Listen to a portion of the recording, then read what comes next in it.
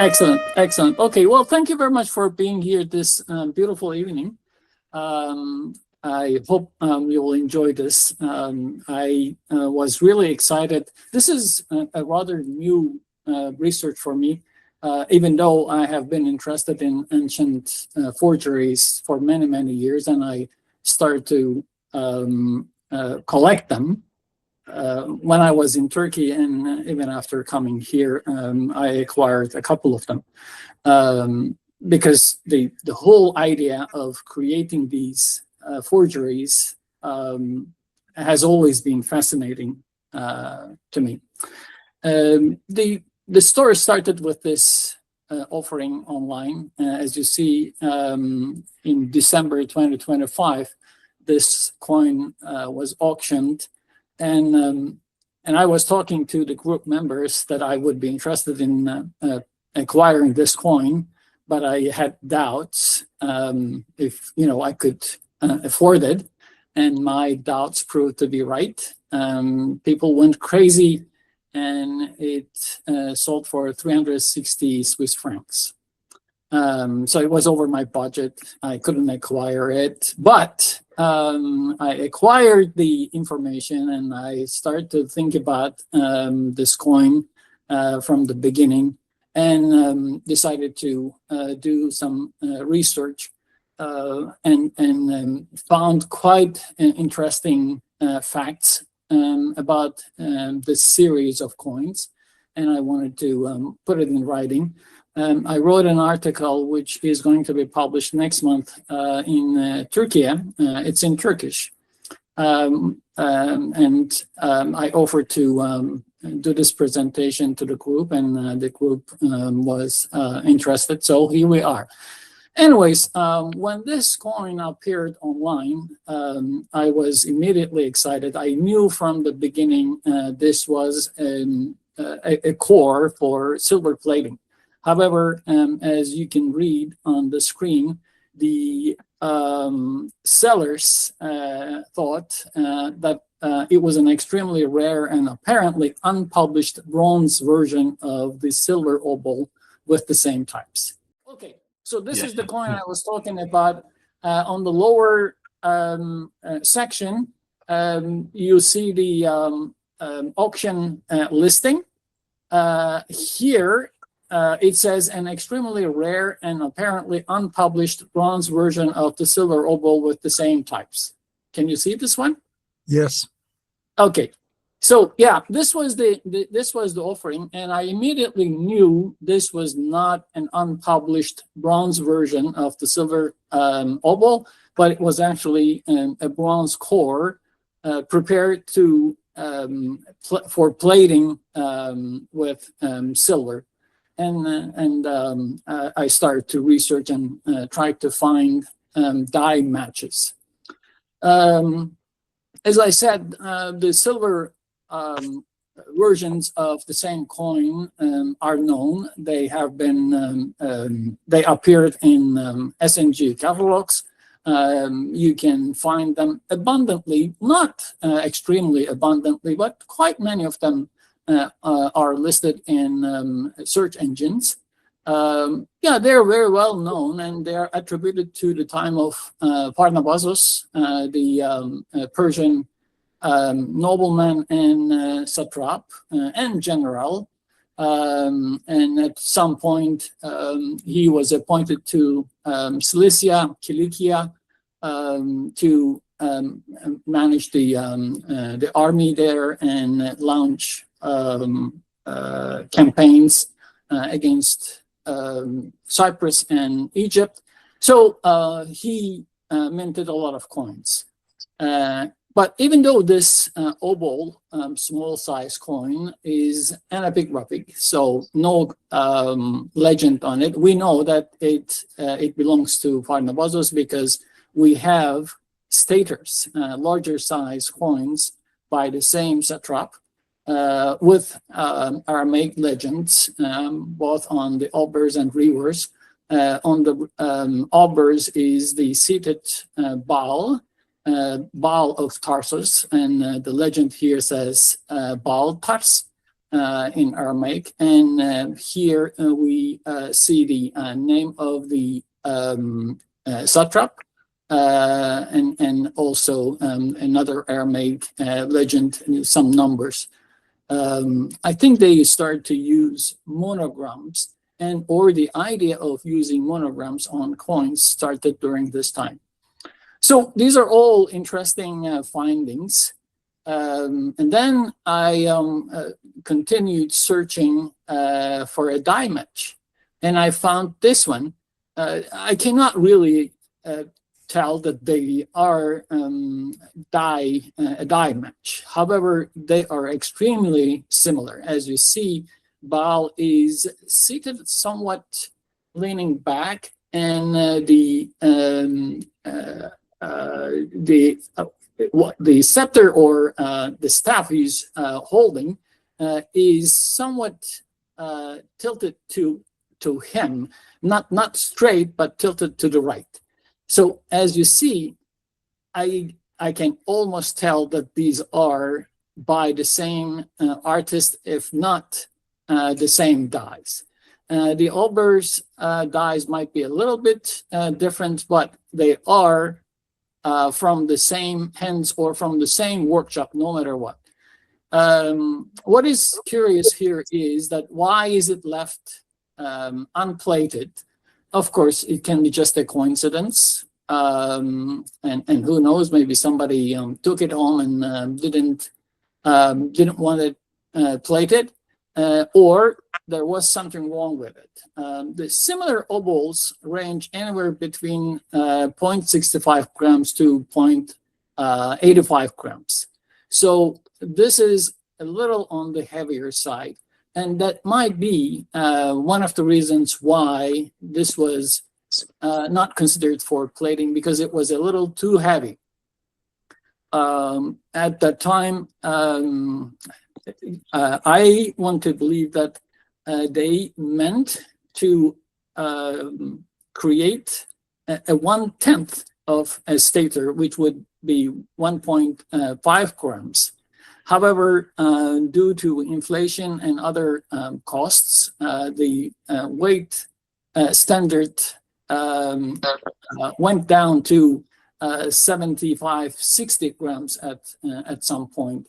So if this was really created, the bronze copy was created for plating, it is on the heavy side. You can always argue that there is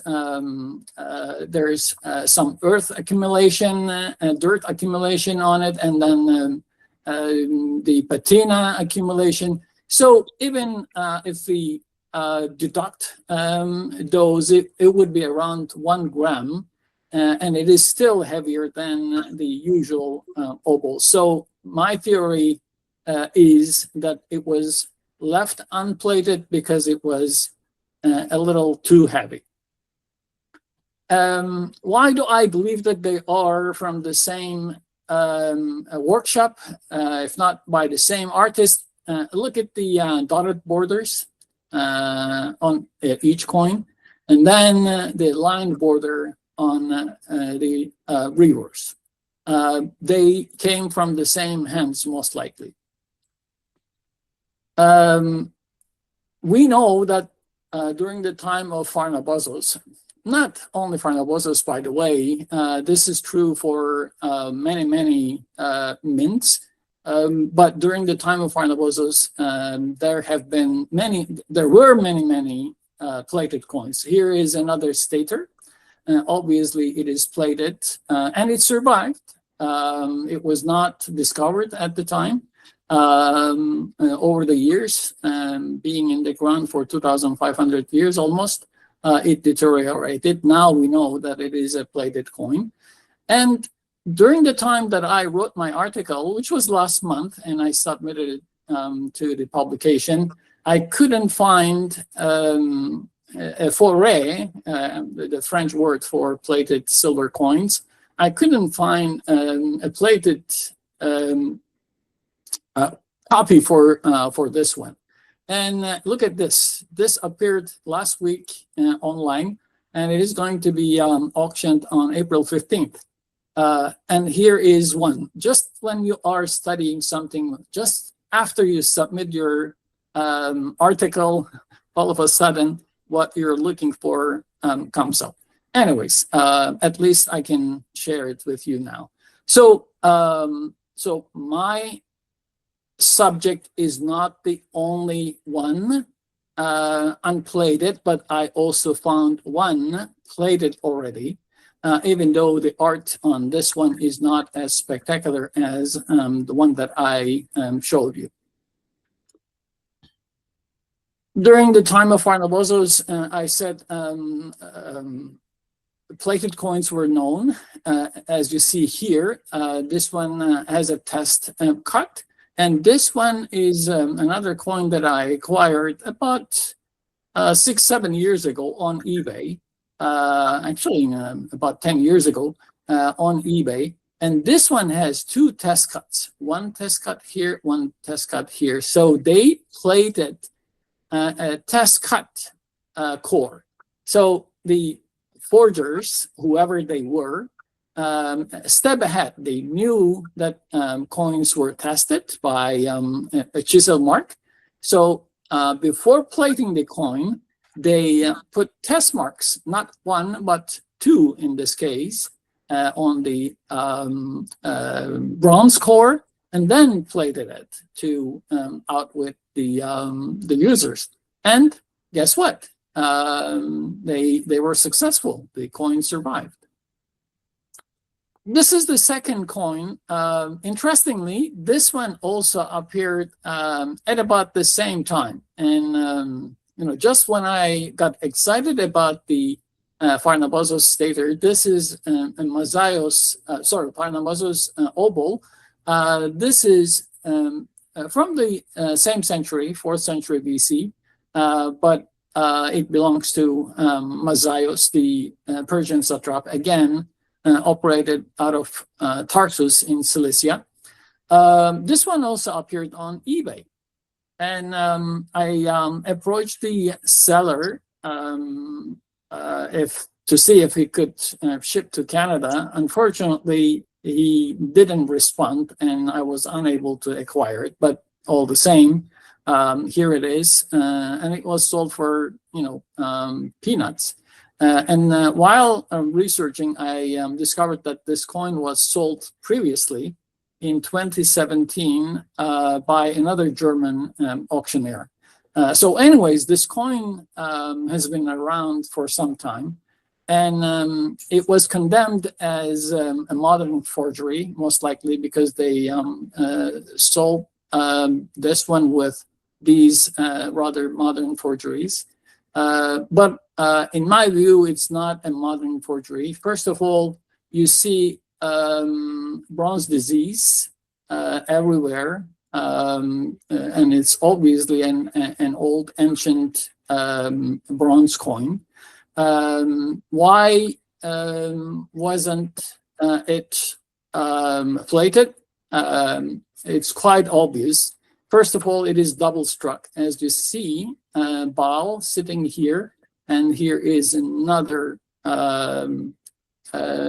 Baal. So it was double struck, and so it was out of the question maybe at that time for it to be plated, or who knows, maybe that was a good feature for them to plate it, but it was left unplated. And I don't believe that the plating is stripped off.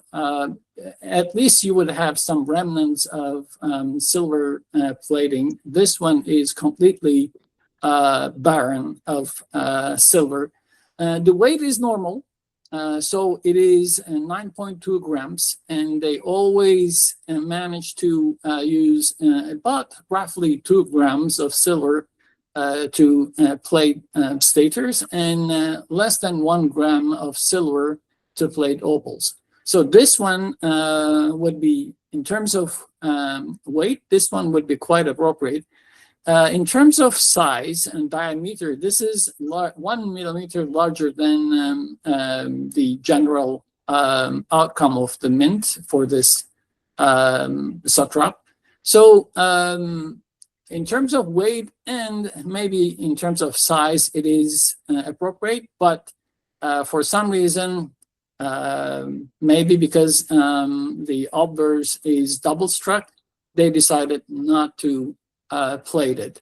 One other issue is on the obverse, you don't see the Baltars legend. It is supposed to be somewhere here. So it was obscured by the double striking. And on the reverse, you have the name of the satrap on the top. And here, most likely gibberish. They wanted to make it interesting. They wanted to make it different, and they wrote something in Aramaic, but it doesn't mean anything, and I couldn't find this legend anywhere else. So weight is good. Size is a little larger. It was still good to go if it were not double struck, I believe. So why do I insist that this is a core from the original mint? And here is a legitimate example from the same mint. As you see, on the obverse figure is within a dotted border, and the reverse is again within a line border, and the types are perfectly perfectly matched. The art is near perfect. There is no way you can call the bronze issue a coarse, bad copy, forger's workshop product. It is from the same hands. I believe they're, they are made by the same die engravers and struck by the same people. On the top is another plated copy. It deteriorated badly and corroded badly, so you can't really appreciate the beauty. But actually, they did everything the same. So even the Ankh symbol under the throne and the legends, everything is imitated on this one. This is another series from the same mint for the same satrap, Mazaios. This is a very well-known coin. Look at the art. It's not any different from what you would see from the same mint with legitimate coins. So artistically, they are never inferior to the original ones. So silver plating didn't start with the Persian satraps, of course. And you might remember I have a talk on ancient forgeries and the beginning of coinage. And in that presentation, I talk about the struggle between the original legitimate official mints and the forgers. And I showed examples of earlier coin types or pre-coinage currencies. So on the left-hand side, on the top left-hand side, is one of the earliest examples. It's a tiny, tiny speck, and we can call it a coin or not. We cannot call it a coin because there is no insignia to guarantee the weight and the content of the metal. We only see a punch mark that shows the core of the metal, and the other side is blank. So the main idea at that time was that you would use a punch to check if a piece of metal was the same inside and out. In this case, they did they put the punch mark. However, they still plated it. So the core is, this is an electrum coin. The core is copper and electrum plating. In time, they improved the idea, and they used straighted punches on a kind of die to make it more visible. Yet in this example, as you see, despite the punch mark and striated obverse, they still plated it with electrum. And finally, we come to the earliest known examples of precious metal pieces that we call coins. This one is from the Lydian dynasty. It's impossible to know which king it was, but this is pre-Croesus, and this is such a well-known coin. And I guess the Lydian kings were boasting at the time for coming up with this this idea to putting their symbol, a roaring lion's head, and on the obverse, and a punch mark on the reverse. So these were the first metal pieces of exchange that we can call coins. Yet it is also in the core copper and plated with electrum. So this precious metal plating goes head to head with the invention of coinage and all through the history of ancient numismatics. Here is an example from Gela in Sicily, and Alexander the Great tetradrachm, or didrachm here, and Alexander III or Philip III plated gold, Roman Republic, Brutus, famous Aidmar and Severus Alexander, deep into the Roman period, and Constantinus II in the 4th century AD. As you see, this is not something specific to a certain culture, certain mint, certain king, certain queen. It has always been there. It was so well known that in 375 or 74 BC, the Athenians passed a law, and they appointed an officer called dokimastes, a tester, to sit near the banking tables in the agora. Apparently, there were two officers, one in Preos, the port of Athens, and another one up in the agora doing this. So counterfeit pieces were slashed by the dokimastes and then withdrawn from circulation if they were found to be plated. And there are referenced to dedicating them to the mother of the gods. I couldn't find any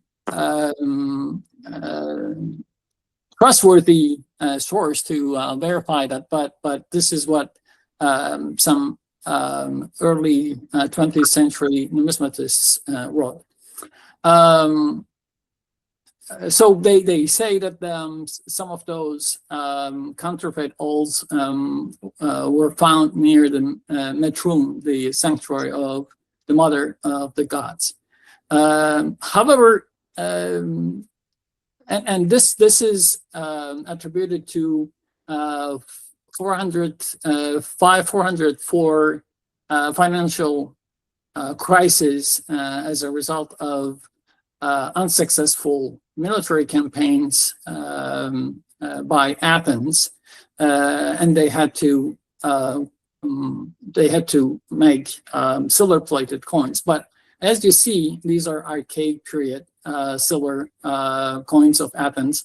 They tested their older coins as well. So the plating of Athenian coins did not start with the financial crisis of the late 5th century, but actually plating was always there, and people always tested those coins.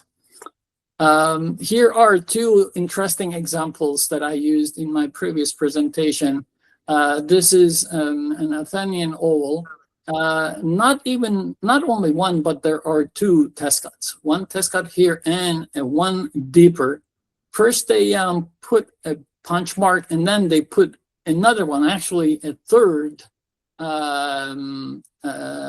slice in the core, so that you have no doubt in your mind that this coin was tested and passed the test. However, and guess what? It survived, and it circulated.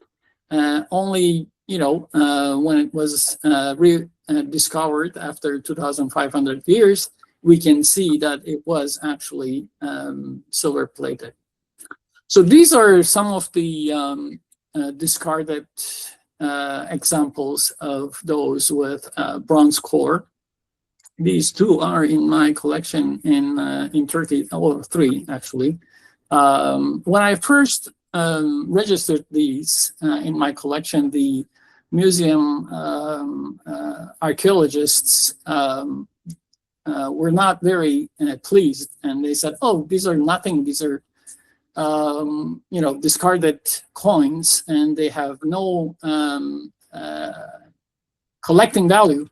I said just the opposite. They are extremely valuable in terms of information that we will gain by studying these coins about financial issues, minting techniques, mint operations, and overall economy of the region and the city. So they didn't fight very strongly, and I registered them. And I still maintain the same feeling. When you look at museum catalogs or SNG catalogs, or when you visit museums, it is very difficult to see any forgeries. I think I recently saw some examples in a museum, but in general, people refrain from acquiring, collecting, or publishing these forgeries. Yet, to me, they are even more interesting than original, legitimate, official issues, because, as I explained, there is history and stories behind them. So were the great kings and emperors immune to this? No. Here is a lifetime issue of Alexander the Great. And so this is from the seller's listing. Despite its deceptive intent, the piece was clearly made by an engraver familiar with the official style. It's the really, if you know a little bit about Alexander's coinage, and if you go and check the Babylonian issues, you will see that this coin is from that mint. The portrait of Heracles, though slightly softer in execution, I don't see that. We have seen many softer depictions of Zeus due to wear. Closely follows the standard Babylonian prototype, and the reverse with Zeus in front retains the proper control marks and proportions of Genian series. It is from the original mint, in my view. And again, from the listing, it says, such plated imitations circulated widely in the late 4th century BC, produced either unofficially by skilled counterfeiters, or in some cases, semi-officially to compensate for local shortages of silver in the eastern provinces. This is corruption. Don't try to sugarcoat it for local shortages of silver in the eastern provinces. And it is also an incorrect establishment, because most of the silver, by plundering the Persian treasury in at least 3 major cities, where most of the silver was in the east. It was not because they had any shortages of silver, but all the same, they needed to make extra money. And at some point, somebody asked me if gold was also forged. Yes, here are 2 gold coins, one for Alexander the Great, the other one is for his feeble-minded brother. They were both forged. And again, this is from the listing. They explain the probable method to plate them. Thin sheets of gold foil were wrapped around the planchet, burnished down, and hammered into place, which is not exactly how it was done. And then they also offer another solution. Thinner gold leaf, perhaps in multiple layers, was applied and burnished down, or applied over a mercury solder and heated, burning of the mercury. Now, this is curious because Pliny the Elder also mentions this mercury method. And I know someone who runs an official workshop in Turkey. And he makes imitations for museums and for other people. But I know he also makes he fills in orders by individuals, and you know what I mean by that. And this person is extremely curious about the method of silver plating, and he ran some tests, and he explained that he ended up in the hospital because he didn't know how to deal with mercury. Anyways, his explanation is that he moltens silver with mercury, mixes, and then drops the coin bronze core in it, and continues to heat. And after maybe 30 minutes, silver starts to wrap around the bronze core. He brings it out, and then on a hot brick, he continues heating to strip off the mercury, or eliminate the mercury. And after a 1 hour process, he ends up having a silver-plated coin. So it is very similar to what Pliny the Elder mentioned. So that must be one of the ways to do this. And as I mentioned, since this was done by so many different mints throughout the history, it must have been a very well-known and rather manageable process. Here are 2 coins that are the most famous among ancient coins. The famous 8 denarius of Brutus. Again, as you see, in terms of art, the top one is silver-plated issue. In terms of art, the forgery one is not inferior to the original one. And interestingly, there was enough interest in this coin, and it was sold for 52,500 Swiss francs in 2015. This one fetched 720,000 USD in 2023.